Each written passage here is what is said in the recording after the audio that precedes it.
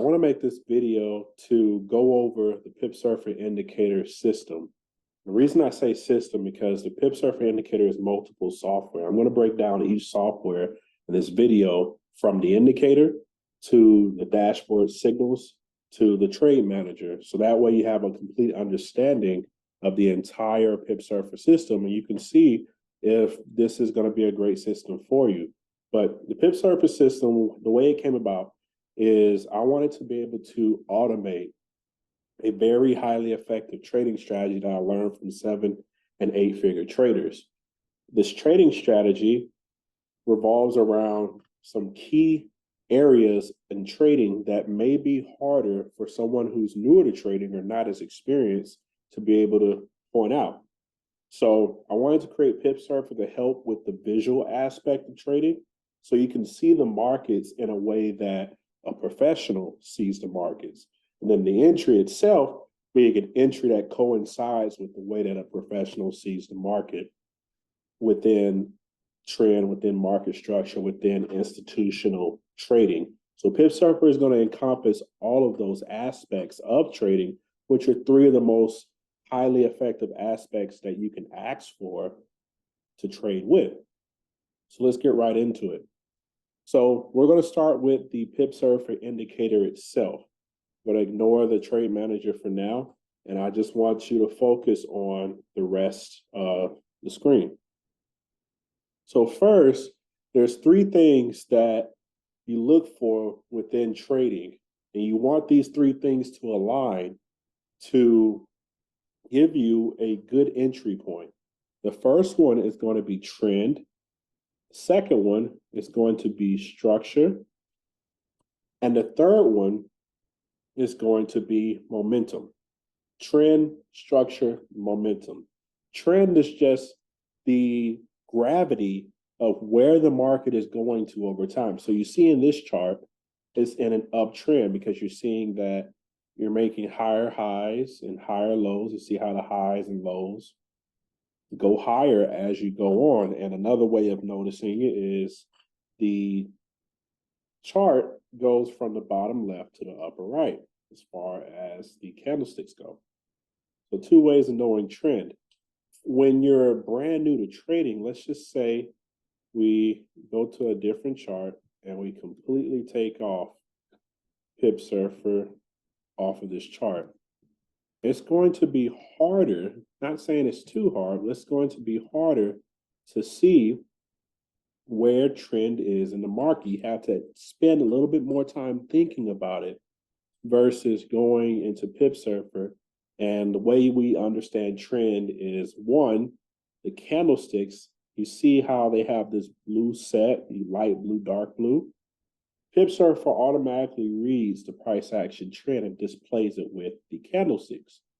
The second thing is that the trend, because this is one time frame, the 30-minute, then the second thing is that the trend is also displayed to where you can see all of the different time frames and what trend each time frame is in the markets. Because when you're trading and you're trying to make sure that, when you're trading a smaller trend on a smaller time frame, that you're not going to be where, say for instance, it's a downtrend on the 15-minute, then you go to the 4-hour, it's an uptrend, you place a sell, and the bigger time frame uptrend carries the market upward and you lose that trade.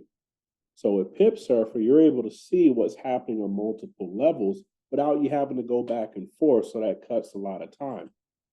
The third way of understanding trend is you see these lines right here, which is the market structure lines or the highs and lows, and you see that the highs and lows are getting higher and higher, and it's also blue. That also lets you know that it's still following within the same structure. So there's 3 ways of quickly understanding the trend. Structure is identified by these points, these areas in the market where the price tends to bounce off of. In an uptrend, you're probably going to see a lot of these blue boxes. This is what's called a demand zone. This is an area in price where buyers are interested in taking part in the market. something gets cheap enough and it becomes undervalued, people start to buy more of it because they feel that they're getting a great value at that price. And that's what's basically happening. And Pipsurfer is alerting you to areas where people may do that and drive price up. Also, you have an institutional aspect of structure within these imbalance zones. Imbalance zones are like price magnets, and the market, to keep it simple, is like a checkbook.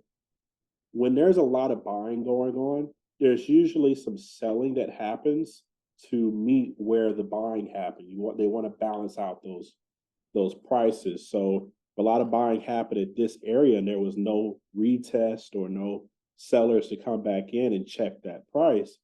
It creates what's called imbalance. And imbalance is an open and unattended to item in the checkbook of the market. So a lot of times, it doesn't happen every time. You see, it didn't happen this time, but it happened on this one. Price likes to go and get back into that zone. And then once it gets into that zone, it reacts off of it because it satisfied that itch. Like, think of it like an itch. Like, you got to scratch it. You finally scratch it. You move away from where you're scratching because you satisfied that itch. So the markets do the same thing with these imbalance zones a lot of the time, and it'll bounce right off of them and create a great area to take an entry to continue to trend. So those are the two aspects of structure. Momentum is going to be identified by the tide meter. The tide meter is literal visualization of how much momentum is in the market. So for example, when there's good bits of momentum, you'll see that the tide meter is gaining strength. And then when it changes colors, that means that there is a rapid change in momentum. So you see how it's high momentum for blue and then it changes color to red. That means there's a quick change in momentum. Or you'll see something like this where there's a slow change in momentum where the tide meter gets tall and then starts to shrink before turning red. That's a slower change in momentum. So that's kind of letting you know that, hey, the momentum may be changing soon because you see that. One way of trading Pipsurfer, there's actually 4 different strategies with Pipsurfer. I won't have time to get into all of them, so I'll focus on the top 2 strategies that Pipsurfer alerts to the most. So first is the wave strategy. The wave strategy is very simple. That's going to incorporate these arrows. These arrows are entry arrows. And there's just a couple rules that you follow to kind of just filter the good from the great entries. One of them being that obviously price has to be within trend, and 95% of the time it's going to be within trend when the arrow pops up. The second thing is that you want the market structure to line up. So meaning that if you're looking for a buy, you want the buy to happen after a higher high. So you have it to where price gets into this area, creates a high, and you want to buy at the higher low. So price will retrace, and a lot of times there will be an entry off of that. As long as the low doesn't go below this low, you have a trade. So you get that happening again. The low, this low, it's not below this low. You get that trade, and you just keep taking it. And you can do that for uptrends. You can do that also for downtrends, where you have arrows here, and you take the arrow because the high, this is a downtrend, so you're buying at lower highs. That high isn't higher than this high. And you continue that trend.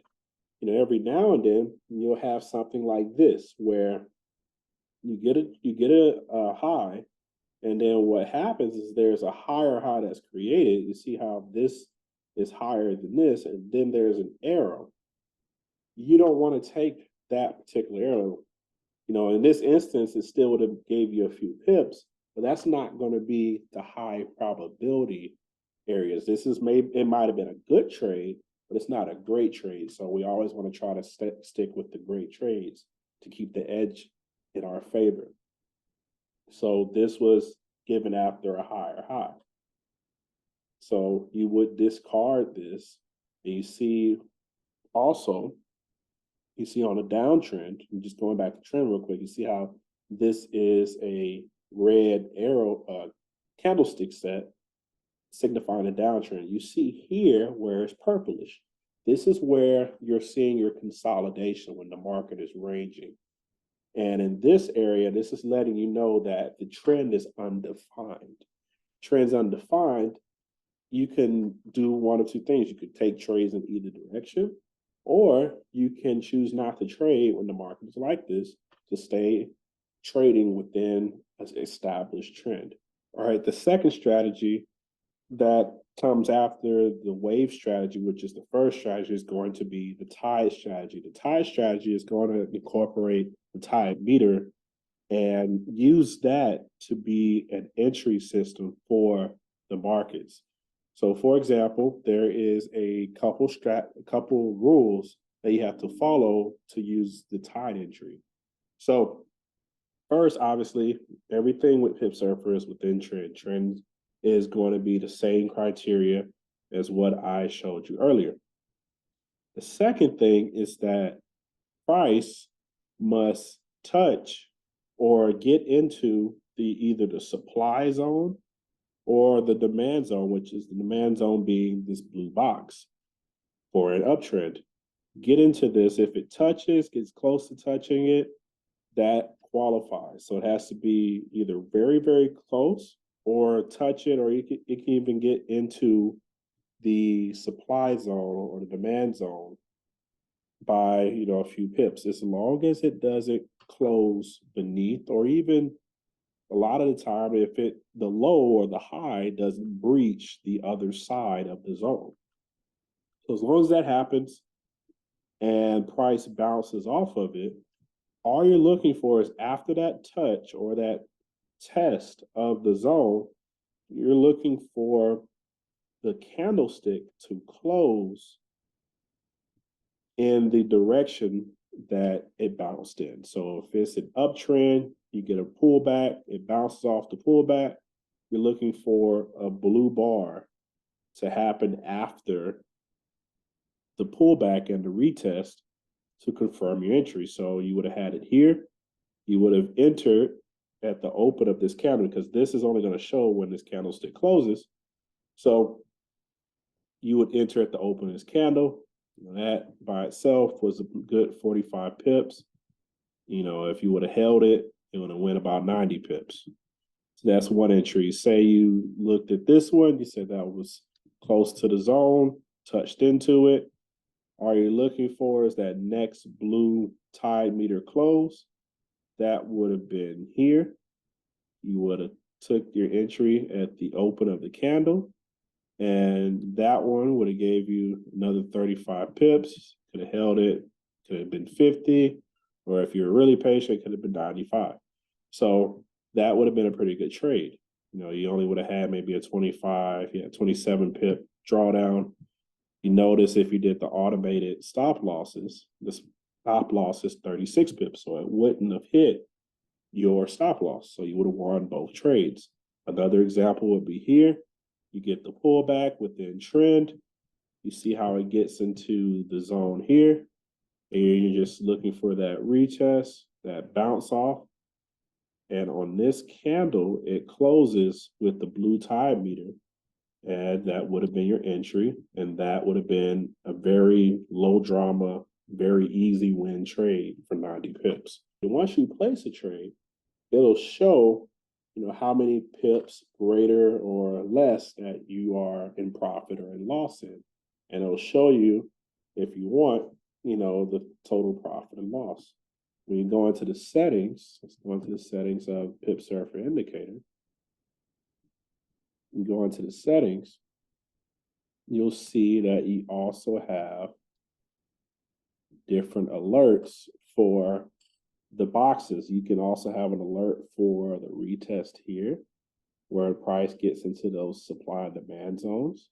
You could change the colors. You can make the candlesticks width greater or smaller. I wouldn't really mess with that, to be honest. But this is the Pip Surfer Pip counter dashboard settings where this box here, and you can change where it's displayed. So for example, if I wanted it on the lower left corner, and if I didn't want to show the profit and loss, I could change it. It'll reload and it shifts to another corner. So that way, if you want it in a different spot, you can put it in a different spot. So that takes care of that. Then you have the Pip Surfer dashboard. So for example, you're on one time frame, you're on one pair. You can only see however many pairs is on your screen. Usually it's not going to be more than 4 when it comes to trading off of MetaTrader. Even if you have multiple computers, probably not going to be looking at more than 4 charts at the same time. Pipsurfer dashboard is going to alert you to where arrows are happening at in real time. So where there's possible entries. Right now in the market, it's slower, it's Asian session, it's not going to be a lot of movement in the market. So there's not a lot of opportunity in the markets right now. You see that you have all of these pairs, these Forex pairs. You got gold, silver, S&P 500. If your broker trades crypto, you can add crypto into the section, and you can kind of customize this. So for example, I can go into the Pipsurfer dashboard and I can add what pairs I want to have on the dashboard, what time frames. And then, for example, if I wanted to only do, if I don't want to do the monthly time frame entries, I can just delete it here. And a lot of times it will delete that time frame, so you can only look at the time frames that you choose to look at. You don't have to look at too much. So that makes it really easy because you don't have to see where the market is going on all these times. You don't have to, most of the times, like before this, you'd have to kind of cipher through all these different pairs and make your judgments, look for entries. But this is going to just give me right away what entries I want to take. So that's that aspect of it. Then we go to the trade manager. The trade manager, another big setback for traders, is understanding where to put the stop losses, how to manage to take profits. And to be honest, the real answer is based off of each individual trading pair because they all move at different rates or at different speeds or ranges. So the best stop loss is based off of that specific pair. So what the Pipsurfer Trade Manager does is it's going to give you automated stop losses and take profits. And it's not just giving this to you, it's actually going to close or exit the trade when these levels are met. So if you're in a negative, you're losing the trade, you get down 36 pips on AUD JPY, it's going to close the trade because that's going to be your stop loss. If you're setting for take profit 1, your take profit 1 is at 61 pips, it's going to close out your trade at 61 pips, even without you being there. So that way you can place a trade and you can go about your business. Pipsurfer is about making trading very effective and efficient so you don't spend a lot of time looking at charts. We go into the trade manager settings. You can set it to fixed. You can actually make it easy. You can click off of here and you can do the fixed stop loss. You can do a fixed stop loss and then you can mix it up and do an automatic take profit based off the fixed stop loss. So that way your risk to reward ratios can still be consistent with that stop loss. You can change the risk to reward ratios. So when you see auto TP 1%, that means it's 170% of the stop loss. So 1.7 to 1 reward to risk. Auto TP 2 is 225. That's basically 225% of the stop loss, or 2.25 to 1 reward to risk. So that way you can have it to where you can take out partial, like you can take out 30% of your trade size, 50% of your trade size. You can change this up if you want. You want it to take out half and half. You can do it like this. You can do it where take out 50% here. And then if you wanted to take out the rest of the trade percentage, you can just put 100% at TP2, meaning that it's going to close out the remaining amount of the trade right away when it hits TP2. So you have half of it taken out at TP1, the rest of it taken out at TP2. You also will have trailing stop loss and break even settings. So you can set it to where, hey, if I get to a certain point in the market, I wanted to save and kill my stop loss. So meaning that we're going to move the stop loss above profit. So when the stop loss moves, you're going to, like, say, for example, you take a trade, you're up in profit 24 pips. It's going to move it off of the stop loss and put it in profit in 4 pips. So it's going to move it at 4 pips in profit. So, and you can even say, you can even change the message that it gives you, because it's going to send you a message to your MetaTrader to let you know that it did that. So you can just put like Pip Surfer stop profit. You know, you can give you alert that, hey, you know, I'm not have to worry about a stop loss anymore. So that way you get the text message on your MetaTrader, hey, Pip Surfer stop profit. You know that the trade that you placed earlier is no longer at risk. You have a risk-free trade. So that's what makes Pip Surfer really, really effective, because you have all components of trading, where your entry, your analysis and entry, then looking for opportunities is set by the Pip Surfer dashboard, and then managing the risk management component is automated for you through the Pip Surfer Trade Manager. You can even go and hit buy and sell, and you can have it to where, you know, you can set your risk here. This is 2% of your account. You can hit buy. So you can hit buy, and then it can do 2% of your account. And whatever that is in your lot size, it's going to enter that lot size when you hit buy or sell.